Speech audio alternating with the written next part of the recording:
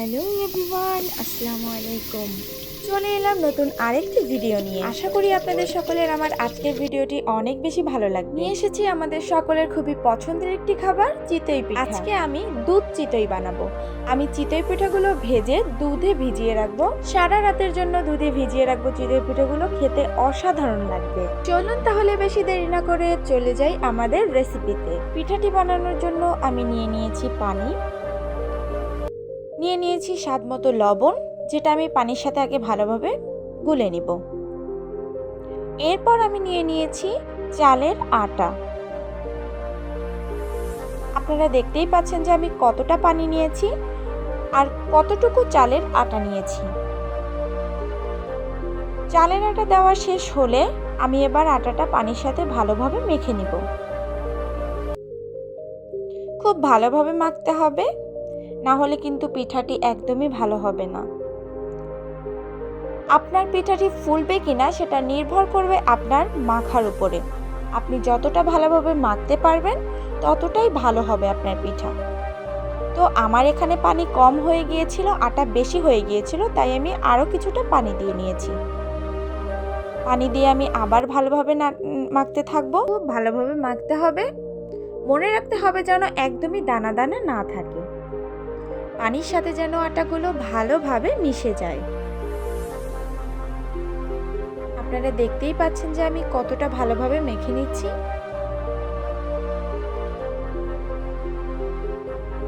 আমি আবারও কিছুটা পানি দিয়ে নিচ্ছি। অল্প অল্প করে পানি দিতে হবে। পানি দিয়ে আমি ভালোভাবে মেখে নিচ্ছি।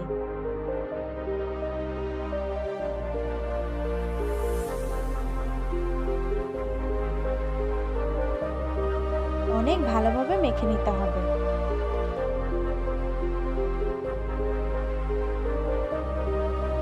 তো বন্ধুরা, আপনারা দেখতেই পাচ্ছেন যে আমি কতটা ঘন রেখেছি ব্যাটারটা।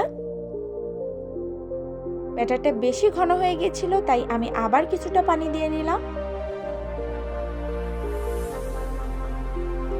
আমি বারবার বলছি, ভালোভাবে মনে রাখতে হবে যে আপনার মাখার উপরে নির্ভর করবে আপনার পিঠাটি কতটা ফুলবে আর কতটা মজার হবে। তো বন্ধুরা, আপনারা দেখতেই পাচ্ছেন আমি ব্যাটারটি কতটা ঘন রেখেছি। ঠিক এতটাই ঘন রাখতে হবে, না হলে কিন্তু পিঠাটি একদমই ফুলবে না। পিঠার গোলাটি গুলে আমি প্রায় 1 ঘন্টার মতো রেখে দিয়েছিলাম। এবার আমি চুলায় একটি হাঁড়ি বসিয়ে দিব, যেটাতে আমি দুধ জাল করে নিব। আমি এখানে 2 লিটার দুধ ব্যবহার করেছি এবং তার সাথে 1 লিটার পানি ব্যবহার করেছি। আমি এখানে খাঁটি গরুর দুধ ব্যবহার করেছি। আপনারা চাইলে বাজারের প্যাকেটের দুধও ব্যবহার করতে পারেন।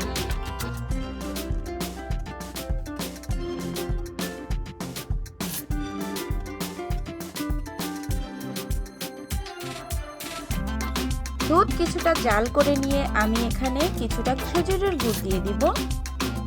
খেজুরের গুড় দিলে কালারটাও অনেক সুন্দর আসবে আর মিষ্টিটাও অনেক ভালো করে হবে। আমি এখানে চিনি ব্যবহার করিনি, আপনারা চাইলে চিনি দিয়েও খেতে পারেন।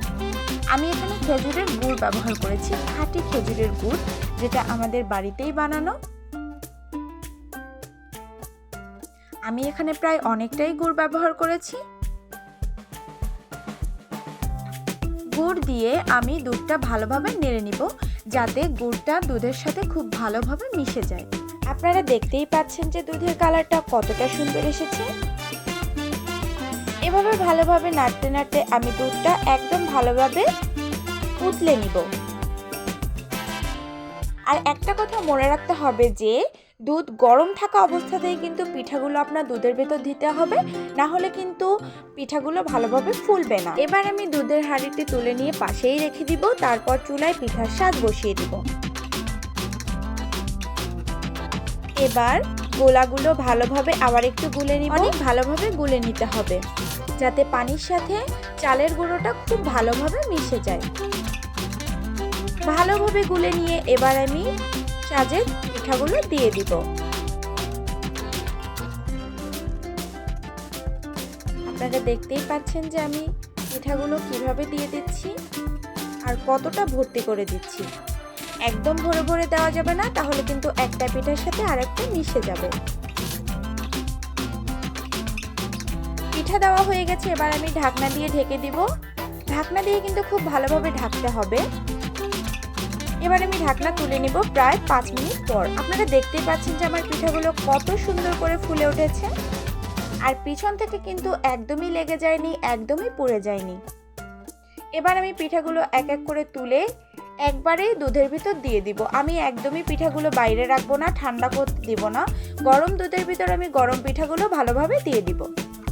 আমি একটা একটা করে পিঠা তুলে দিয়ে নিব সাথে সাথেই। আর আমি এবার আবার একই রকম পদ্ধতিতে একইভাবে আমি সবগুলো পিঠা ভেজে নিয়ে একইভাবে পিঠাগুলো দিয়ে দিব। আমি সন্ধ্যার দিকে পিঠাগুলো ভেজেছিলাম, আমি সারা রাত পিঠাগুলো রেখে দিয়েছি। আমার মতে যে সারা রাত পিঠাগুলো রাখলে পিঠাগুলো বেশি ভালোভাবে ফুলে ওঠে এবং দুধ পিঠার ভিতরে খুব ভালোভাবে ঢুকে যায়, অসাধারণ লাগে। তো বন্ধুরা, আমার রেসিপিটি আপনাদের কতটা ভালো লেগেছে অবশ্যই আমাকে কমেন্টে জানাবেন। এরকম মজার মজার নতুন নতুন ভিডিও পেতে আমার চ্যানেলটিকে সাবস্ক্রাইব করে আমার পাশে থাকবেন। ধন্যবাদ, সবাই ভালো থাকবেন। আল্লাহ হাফেজ।